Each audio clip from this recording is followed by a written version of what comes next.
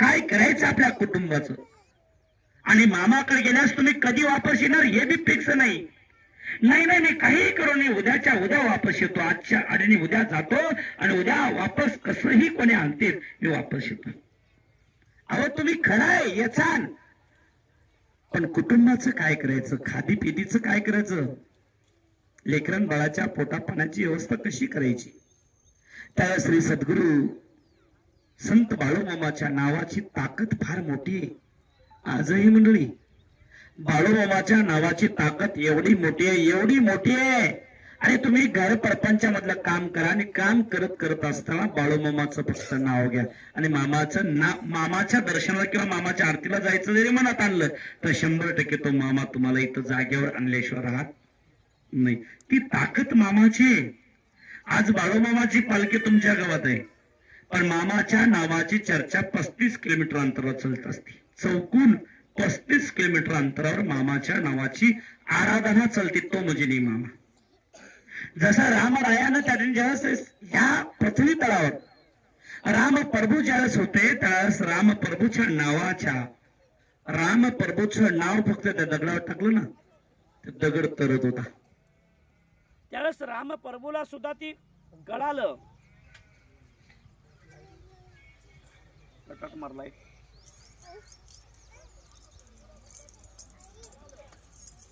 पुढे जाऊन कटाट मार.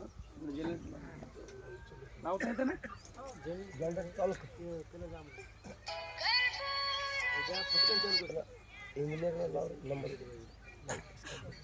तुमचं ऐकत नाही हो.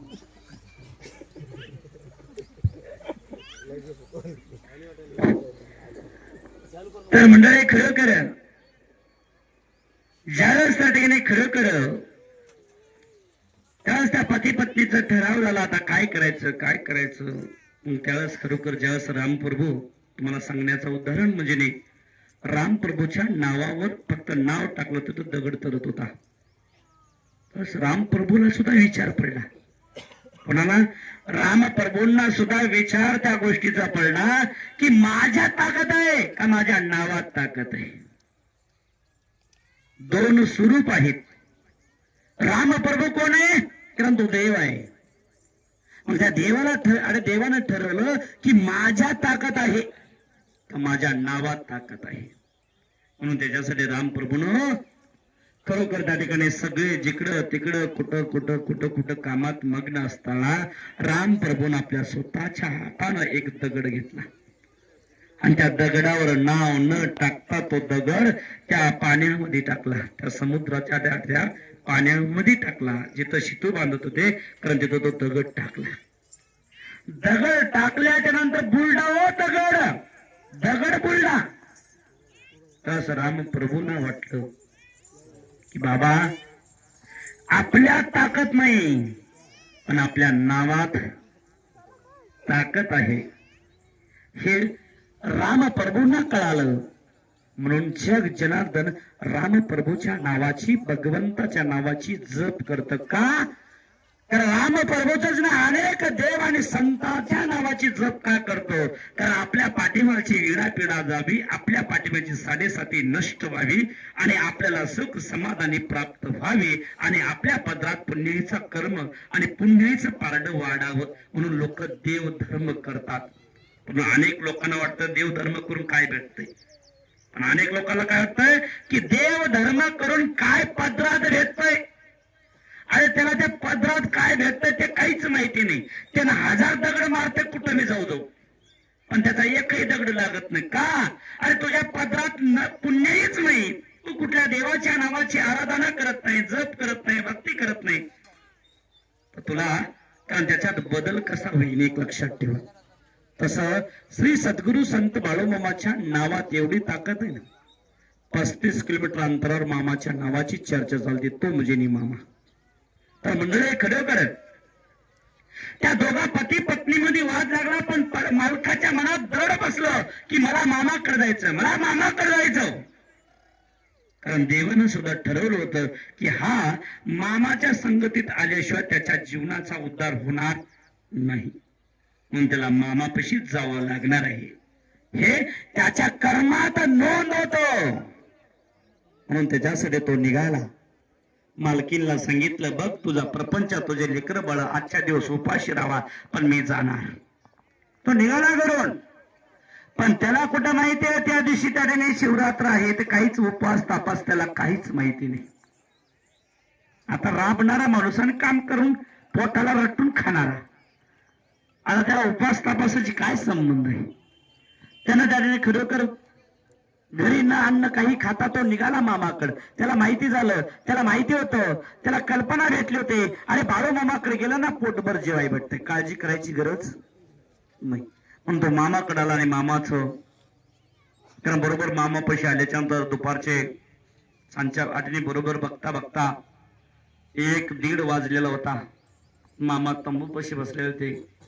त्या दिवशी उपवास होता. खरोखर त्या ठिकाणी मामा आपल्या तंबू पैसे बसले असल्यामुळं तो आला, मामाला नमस्कार केला. मामाने विचारला, रे कुठल्या गावचा? मामा फलाण्या गावचा मी आहे. बरं आलास इकडं? अरे कशाला आलास मग इकडं तू? नाही मामा दर्शनासाठी आलाय, आशीर्वादासाठी आलाय. अरे होय आशीर्वादासाठी आलास, पण तिकडे राहणार सगळे उठून आलास की रे? मामा काय करणार, परिस्थिती अनुसार तुझं दर्शन घ्यावं अशी इच्छा झाली म्हणून आलोय. वरती असू दे, त्याला भूक लागली होती आतून आत, पण मामा आपल्या सेवेकरला आवाज देतात, ए इकडे ये रे, ह्याला मुठभर शेंगा दे, मुठभर शेंगा दे आणि 1 गुळाचा खडा त्याला दे. तिने विचार केला, पहिला मामाच्या दबात आला तर पोटभर माणूस जेवतोय, आणि मुठभर शेंगानं आणि गुळाच्या फूट आडवी खड्यानं आपलं पोट काही भरणार नाही. आपल्याला तर भूक बघतोय लागले.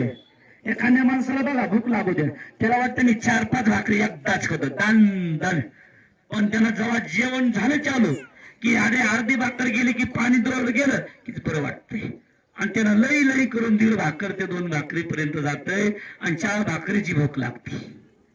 2 भाकरी 1.5 बिन 2 बी पूर्ण होत नाही का? मग त्याच्यासाठी माणसाला हाव तीन हाव, एखाद्या माणसाला हाव, पण हा पाप कधी माणसानं करू नाही. समाधानी पाहिजे, शांतता पाहिजे, किती भूक लागू द्या, पण तिला आपण स्थिर ठेवण्यात आलं पाहिजे. अनेक लोकांना कारण सकाळी उठलं की झोपेतून भूक आणि भाकर पाहिजे, असे भरपूर आहेत पुराणी माणसं आहेत का नाही? खरं आहे का खोटं? कारण त्या पद्धतीचं ह्या जगामध्ये आज, पण जेवढं टॅमिना आपण जेवण्याचा ठेवतो तेवढा टॅमिना आपण त्या ठिकाणी खरोखर आपल्या शरीरामध्ये आपले भूक सहन करण्याची सुद्धा टॅमिना आपल्या शरीरामध्ये ठेवला पाहिजे, कारण तो सुद्धा फार महत्वाचा आहे. तर मंडळी खरोखर श्री सद्गुरु संत बाळूमामानं सांगितलं, आणि खरोखर त्याला मुठभर शेंगा दिल्या, गुळाचा खडा दिला, आणि मामानं सांगितलं खा आणि पाणी पी. आज वापस जायचं ना, आज एका उपवास आहे, आज शिवरात्र आहे, आज शिवरात्रीचा उपवास तू घडवायचा. त्याला कुठं माहित आहे शिवरात्र उपवास आणि एखादाच कशाचं काय, काहीच माहिती नाही. त्याने विचारामध्ये पडला पहिला, पण मी तर एवढ्याच शेंगा खालो, एवढ्याच गुळाचा खडा खालो, पण माझ्या लेकरा बाळांचं काय? मला एवढं तर भेटलंय, पण माझ्या लेकरा बाळांचं काय? तर त्याला श्री सद्गुरु संत बाळूमामानं त्याला सांगितलं, अरे खा म्हणतोय घे, बाकी मी बघतो काय करायचं. मामानं त्याच्या मनातले तळमळ समजून घेतली, आणि खरोखर तो मामापाशी समाधान राहिला.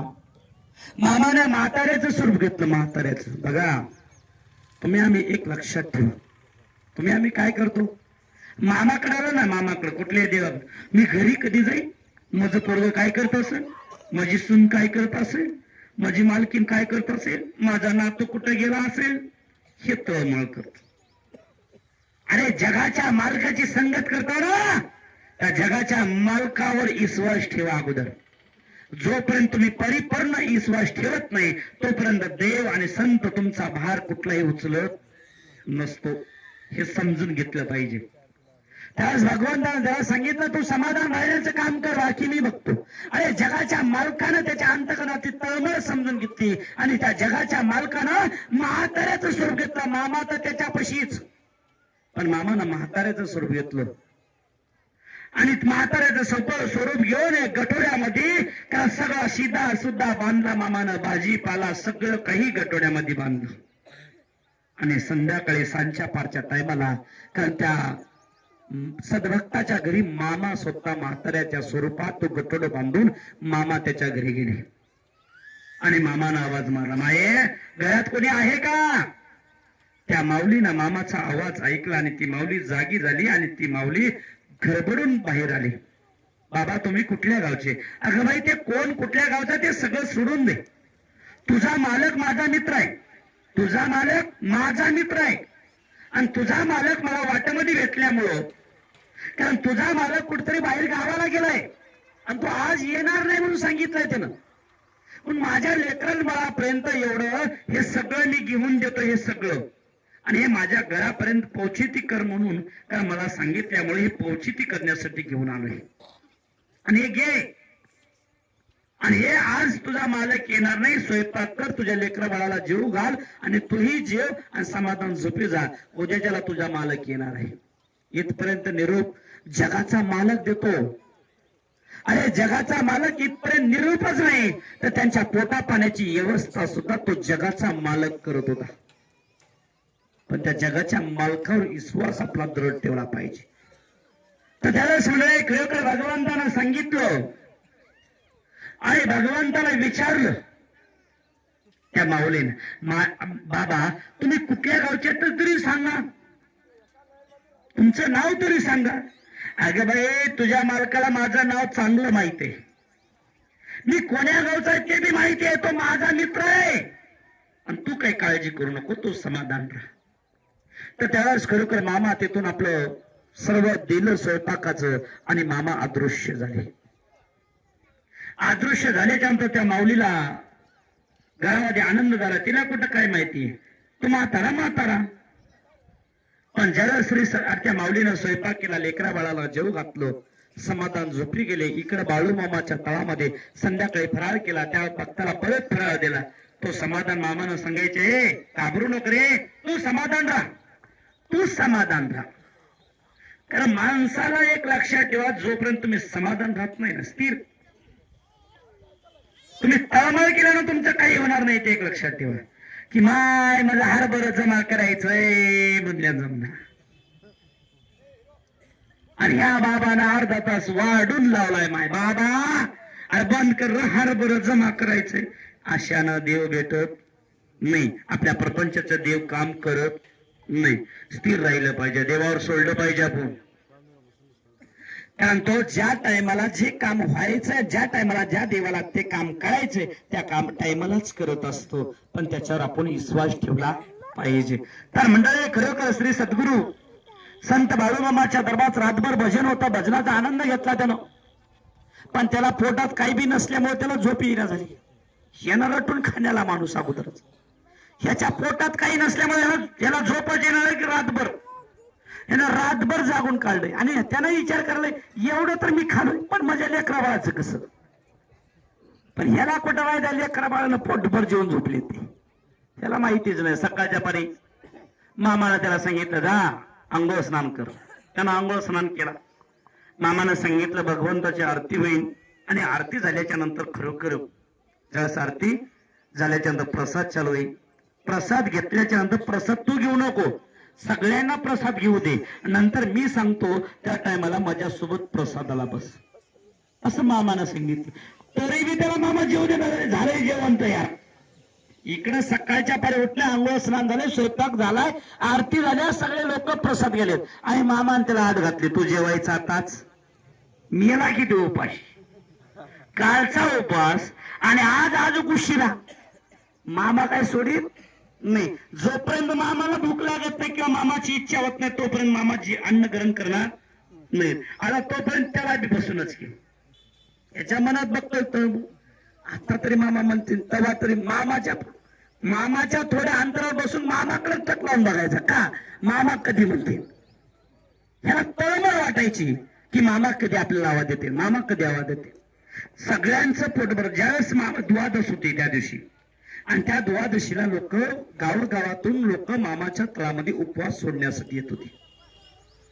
येतेच आपल्या पदरातून काय प्रत्येकानं कोणी करंज्या बनवून आणलेलं, कोणी बालुशाही, कोणी चपात्या, कोणी भाकरी, कोणी तळीवाळी चांगलं चांगलं बनून मामाच्या तळात का आणलेलं होतं की मामाकडे येतेच आपल्या घरातून काहीतरी आणलं पाहिजे.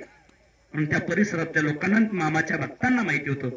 पण ते भक्त लोक मामाच्या तळात घेऊन यायचे आणि ते मामाने ते सगळं पंचपक्वान जे जमा करायचे आणि देवापुढे ठेवायचे. आणि देवापुढे ठेवल्याच्या नंतर सगळ्यांना तो मामाच्या तळात जो बनलेला प्रसाद आपण घ्यायचा आणि आपल्या घरचा प्रसाद मामापाशी द्यायचा आणि ते मामा देवाच्या समोर ठेवून कारण सगळ्या सेवेकरला द्यायची. चकल्या म्हणा, करंजा म्हणा, बालुशाही म्हणा, अनेक वस्तू पंचपक्वान मामाकडे घेऊन यायचे आणि ते मामा आपल्या सेवेकरला वाटून टाकायचे. ते का माऊलीनं खरोखर पोळ्या आणल्या होत्या आणि मामा जेवण करण्याच्या आणि जेवण करायला बसणार. मामा जेवण करायला बसणार त्या टायमाला मामानं त्याला वाजलं, ये इकडे आता जेवण करू. जे प्रसाद घेऊ ती मामानं आपल्या पंक्तीला बसून घेतलं आणि त्याला जेवायला बसवलं. पंचपक्वानाचं ताट लावलं मामानं. त्याला पंचपक्वानाचं ताट बघून त्याच्या डोळ्यातून अश्रू बाहेर आलं. त्याचं हृदय भरून आलं. जेवणाचं ताट बघितलं पण त्याचं हृदय भरून आलं. का? तुम्ही जर का आलं? कारण त्याला वाटायला लागलं की मी पंचपक्वान तर खातोय पण माझ्या घरच्यांचं काय, माझ्या लेकराबाळांचं काय? तो ढसा ढसा ढसा रडायला लागला. त्यावेळेस मामानं त्याला सांगितलं, रडू नकोस, पोटभर खाय बघ, काय पोटभर जेवण कर, काळजी करू नकोस. अरे माझ्या पशालास ना तुझी सगळी काळजी माझ्यावरती टाक आणि तू पोटभर प्रसाद घे. आणि मामानं सांगितलं त्याकडे भगवंत आडली मामानं काय बोला पुंडलिका वर्धरे असं विठ्ठल असं मामानं भगवंताचं नाव घेतलं आणि सगळ्यांना जेवायला सांगितलं आणि मामाई जेवण करायला सुरुवात केली. आणि जेवत असताना मामानं त्याच्याकडे तिरकी नजर पाहून मामा बघायला लागले पण त्यानं घास तोड येत नव्हतं. मामानं त्याला सांगितलं, पोटभर जेव, घाबरू नकोस. आपल्या ताटातली मामानं पोळी काढली, एक पोळी उचलली मामानं आपल्या ताटातली आणि आपल्या ताटातली उचलून मामानं त्या भक्ताच्या ताटात ठेवली आणि त्याला सांगितलं, पोटभर जेव, भिवू नकोस, सगळं मी बघतो. त्याला पोटभर मामानं जेव घातलं आणि जेव घातल्याने जेवण पोटभर झालं आणि मामाला नमस्कार केला. तो मामाच्या संगतीत बसला. मामानं भंडारा काढला आणि भंडारा त्याच्या हातावर दिला आणि सांगितलं, जा, इथून पुढे तुझ्या आयुष्यामध्ये कधीच कमी पडणार नाही. तुझ्या आयुष्यामध्ये इथून पुढे कमी पडणार नाही. तुझा संसार हा भरभराटीचा वाढत जाईल असं मामानं आशीर्वाद दिला. आणि खरोखर तो मामाचा भक्त हा निष्ठावंत होता. कारण तो निष्ठावंत मामाचा भक्त झाला आणि तो खरीखर घरी गेला. घरी गेल्या त्याला तळमळ होती, आता बायका लेकरं आपले उपाशी असतील, आता काय करावं, कोणापाशी जावं, काय मागावं हा विचार त्याच्या मनात खेळत होता. घरी आला, आपल्या लेकरां बाळाला अगोदर बघितला. बायका लेकरं सगळे आनंदात होते. विचारलं मालकीनला, अगं बाई माझे लेकरं जेवण केलेत का नाही? अहो तुमचे लेकरं जेवण पोटभर केले. रात्री काय खाला? काय रात्री पुरणपोळी बनवला. आणि आता काय केलं? पुरणपोळी केली. ती मालकीन सांगेल. त्यावेळेस तो मालक डोसक्याला हात लावून विचारतोय की पुरणपोळीचं राशन कोणा आणून दिलं तुम्हाला? त्यावेळेस मालकीनं सांगितलं, अहो तुमचा मित्र आलता माझ्या घरी, आपल्या घरी तुमचा मित्र आलता आणि त्या मित्रानं एक गठोडं आणून दिलं आणि त्या गठोड्यामध्ये सगळं राशन आणून दिलं. आणि त्या मित्रानं सांगितलं की आज तुझा मालक येणार नाही, मुक्कामाला राहणार आहे आणि तुम्ही समाधान स्वयंपाक करा, जेवण करा, झोपे जा, काळजी करू नका असं सांगितले आणि निरोप दिलाय. म्हणून त्याच्यासाठी आम्ही रात्री स्वयंपाक केला आणि पुरणपोळीचा जेवण केलं आणि दुसऱ्यात आज स्वयंपाक केला, सगळ्याला जेव घातले आणि मी उपाशी तुमच्यासाठी राहिले. कोणासाठी? तुमच्यासाठी राहिले उपाशी की तुम्ही आज येणार, तुम्ही जेवले आणि तुम्ही आलं की आपण दोघ जण मिळून आपण जेवण करावं असा विचार करून मी थांबले. आताच्या मायमौल्या थांबत्यान का? तुमच्यासाठी थांबत्यान का? तुम्ही काळजीच करू नका, भिवूच नका. कारण संध्याकाळी स्वयंपाक झाला की मालकीन घराच्या बाहेर जाण्याच्या अगोदर म्हणते, हा कटा निघाला, जेवण करून जावा बाहेर, कुठं बोंबला फिरायचं तिथे फिरा. काय पण असं फिरायचं नाही, कारण तुमच्यामुळे आम्हाला त्रास. आता आलो ह्याला जर 10-11 वाजले का नाही, मालकीन पोटभर ताट घेते, जेवण करते, सगळं जेव घालते, पोटभर जेवून शिक्क्यावर ठेवून देते. शिक्क्यावर ठेवून काय म्हणते मालकीन? संध्याकाळी बिचारी झोपी जाते, झोपायला आणि झोपी गेली की मालक दारात येते. हा या आला की गाव फिरून या. मग आता नव्हे जेवायला वाढकी ठेवलंय शिक्क्यावर, खावा घ्या आणि खावा. कवा यायला आणि वाढायला काय एवढे काय आम्हाला काय झोप टिप घ्याव का नाही? का सारखं वाढतच बसाव? तुम्हाला काय लागले? असं आहे आजच्या काळाला. घाबरू नका. मग ठरवा आता तुम्ही की कसं राहायचं. तुम्ही म्हणता का नाही मजी वाय मजी मालकी. अरे बाबा कोणी नाही कोणाचं म्हणून ते गाणं निघाले. कशासाठी ते गीत कशासाठी निघालेलं आहे? कोणी नाही. आपण म्हणतो नाही माझं माझं माझं, कोणाचंच नाही भाऊ. तर तुमचं आमचं काय होणार एक लक्षात ठेवा. त्या मंडळी खरोखर त्यावेळेस त्या माऊलीनं त्या ठिकाणी खरोखर मालकीनं सांगितल्याच्या नंतर त्या मालकानं सांगितलं आणि मालक म्हणला अगं बाई माझा मित्र कोणीही नाही, मी कोणापाशी दिलो बी नाही. मी हे दिलं कोण? अगं बाई तो माणूस कसा होता? म्हातारा होता, खांद्यावर घुंगडी होती, डोक्याला जरीचा पेटा होता, पायामध्ये कोल्हापुरी पायतन होतं. सगळं स्वरूप सांगितल्याच्या नंतर त्या मालकानं सांगितलं अगं बाई दुसरा इसरा कोणी नव्हता, तोच बाळू मामा होता. आणि त्याच मामानं आपल्या घरामध्ये येऊन अन्न पुरवठा करण्याचं काम मामानं केलं. कारण अगोदर पाया पड, इथं घरी पाया पड, बाळूमाच्या नाव घेऊन पाया पड. अगं बाई देव आपल्या दारावर येऊन गेला पण आपल्याला देव कळाला नाही. तर त्याच्यासाठी त्या दोघा पती पत्नीनं सांगितलं मामाला तेवढ्या लांबून आपल्या हात जोडून मामाला म्हणाले मामा खरंच भक्ताची तळमळ आणि भक्ताची काळजी करणारा देव तो आहेस मामा. आतापर्यंत आम्ही सर्व काही केलं पण तुझ्यासारखा देव आणि तुझ्यासारखा भगवंत आम्ही जगात पाहिला नाही. अरे तुम्ही आम्ही माणसं आहे पण जो नाग राजाच्या आणि नाग राजाला सुद्धा वाचा फुटून तो नाग राजा स्वतः म्हणतो अरे जगात या 3 तळ फिरलो पण तुझ्यासारखा भगवंत मी पाहिला नाही. तुम्ही आम्ही तर माणसं आहोत. कारण तो म्हणजे मामा. त्या मामाच्या दरबारात आज योगायोगाने एकादश आहे आणि एकादशच्या निमित्तानं आज उपवास धरण्याचा योग आपल्याला लाभलाय. मग आपण ठरवायचं की उपवास धरायचा का सोडायचा. काही लोक म्हणते उपवास धरून काय फायदा आहे का? अरे उपवास धरून फायदा कसा नाही? अरे देव नका पाहू दे पण तुझ्या शरीराला यायम तर घडेल कमीत कमी.